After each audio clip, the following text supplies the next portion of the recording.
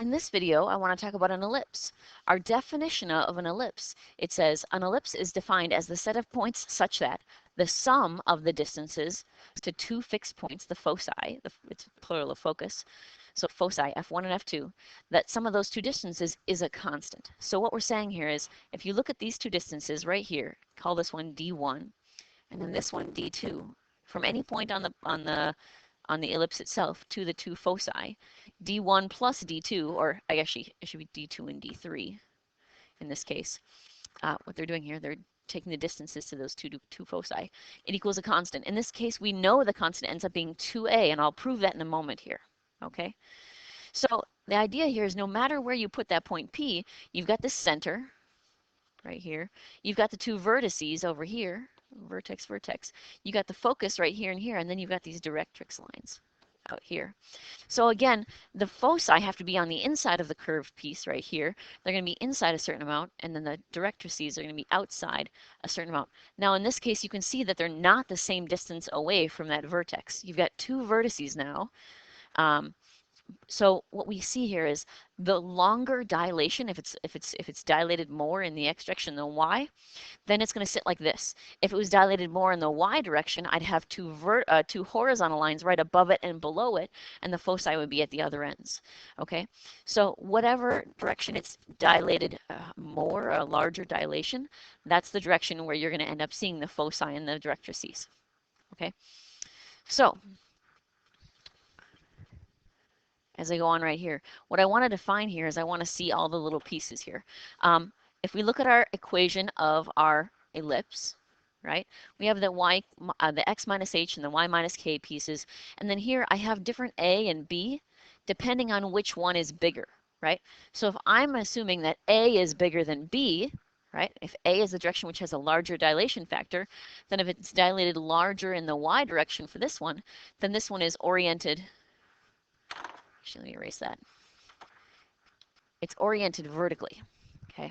And in this case, when the larger dilation is in the x direction, it's going to be oriented horizontally. So this example right here, it's larger dilation in the x direction. We're orienting horizontally, okay? That won't really make a difference when you graph it yourself, but when we try and calculate things with a and b, then we'll know which one we're talking about, especially since this distance was 2a. That's specifically this a dilation right here.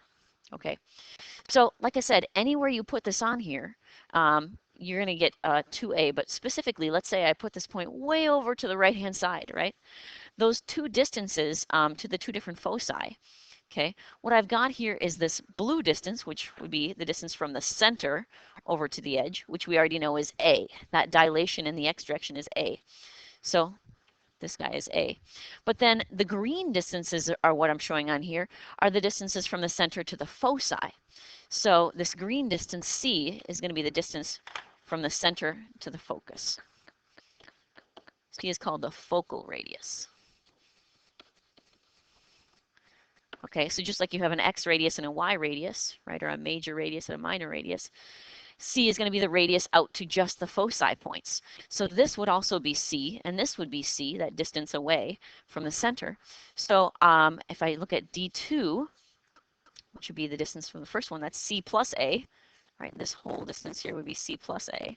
And then D3 would be the difference in these two. If I take the longer A distance minus the C distance, that's this shorter distance. So that's A minus C right here. C plus A and C minus A. When I add those two together, I get the C's canceling out and I get exactly 2A. So that's how I could know it's exactly 2A. And no matter where else I put it on the circle, I'll end up getting 2A also. Okay. Now if we look at this and we say, okay, now I've got a point up at the top, right? How do I know what C is? How could I calculate what C is? Well, if I put it right up here at the top, right? See if I can make this work out really good. Then I know these distance right here, right? This distance, if I know the distance out to this direction, that's the bigger dilation, that's A. This distance out here, that's B, right? But I know because of symmetry that these two diagonal lines right here, the distances from the point to your two foci, those are both A. So that would be A and this would be A. So realistically, if I erase this up, this focal radius right here, which is C, you've got a cute little Pythagorean theorem going on here.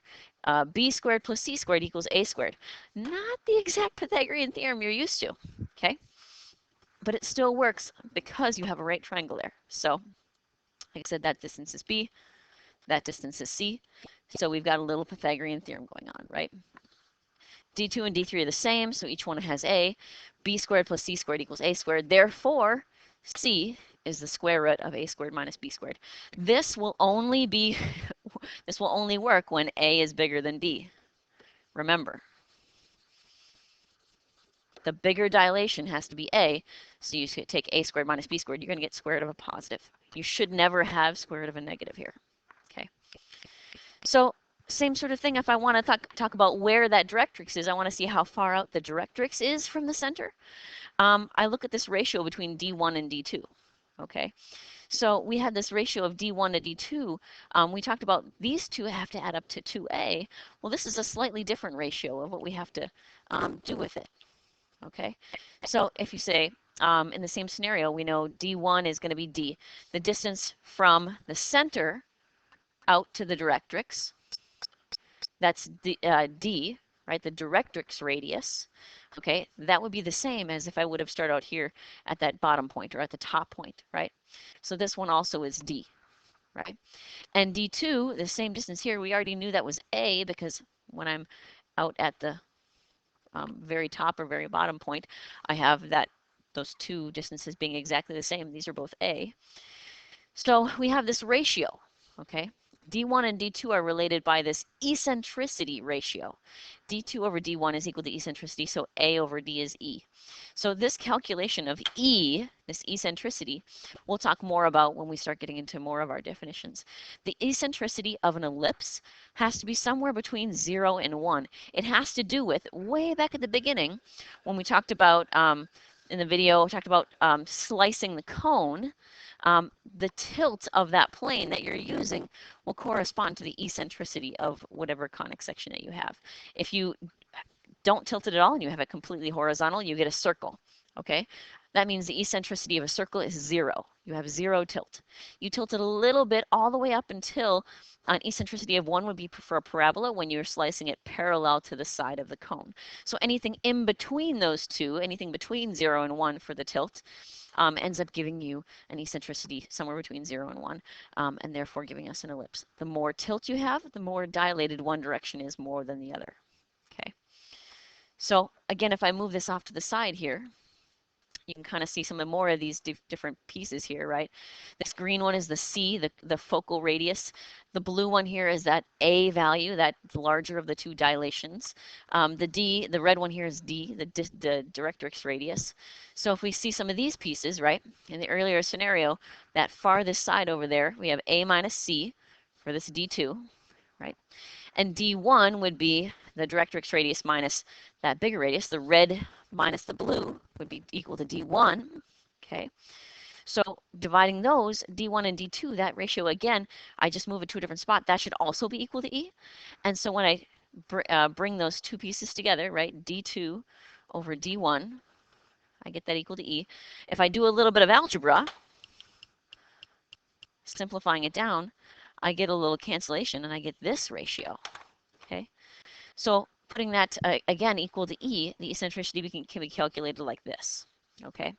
So from the equation, I know my A and my B. I knew I could calculate C based on this one right here, and that can find me C. Once I know C, I can work up to the eccentricity right here. And once I know the eccentricity, that'll help me find D right there. So we can get all of these terms, numbers, in terms of just knowing the two dilations from the graph. So, like I said, using those, putting them together, you'll get that D is just going to be A squared over C, right? That'll be a good way for us to end up calculating our D value, our directrix radius.